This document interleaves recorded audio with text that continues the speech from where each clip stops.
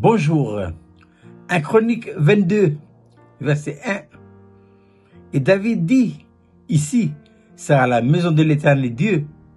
Ici sera l'autel des holocaustes pour Israël.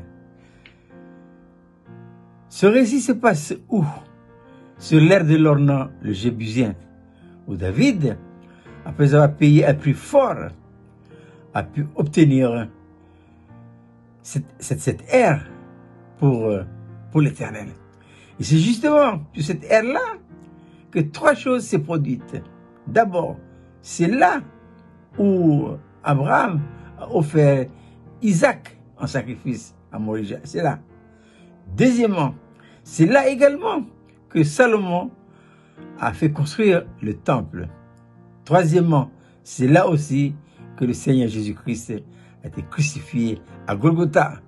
J'ai omis le quatrième élément, mais c'est maintenant dans ce lieu que se dispute en Israël à qui appartient ce lieu, entre juifs et arabes. C'est un fait historique, mais pour nous, en tant que chrétiens, ça appartient au peuple de Dieu, c'est le peuple juif, le peuple d'Israël. Mais voici ce qui nous intéresse maintenant. C'est que les quatre éléments cités dans 1 Chronique 22 sont inséparables. 4. 1. Maison. 2. Autel. 3. Holocauste. Et ensuite Israël. Mais il faut respecter la chronologie. C'est qui la maison? Autrefois, c'était une maison faite de mains d'hommes, évidemment, puisqu'il s'agit ici d'un temple. Aujourd'hui, c'est une maison spirituelle. Dieu n'habite plus dans une maison faite de mains d'hommes.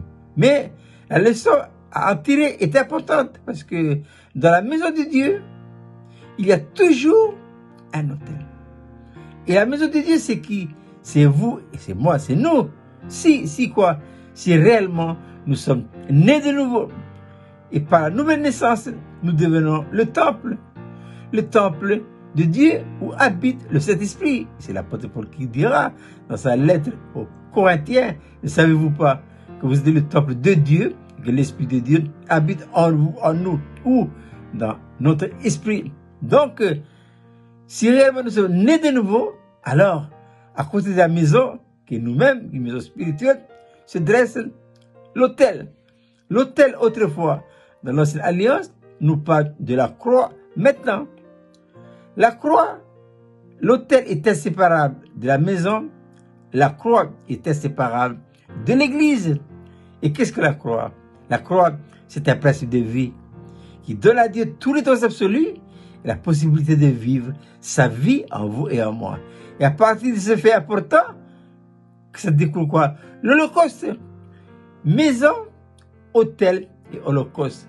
Holocauste signifie entièrement consumé. Tout ce qui relève de la vie naturelle en nous doit partir en fumée, en cendre. Rien ne doit exister de cette vie-là. Si quelqu'un est en Christ, dira l'apôtre Paul, il est une nouvelle créature. Les choses anciennes sont passées, voici, toutes choses sont devenues nouvelles. Maison, autel, holocauste, et ensuite la conséquence finale, c'est Israël. De quoi suggère le mot Israël? On pense justement à Jacob. Jacob signifie tricheur, menteur, roublard, fourbe. Voilà.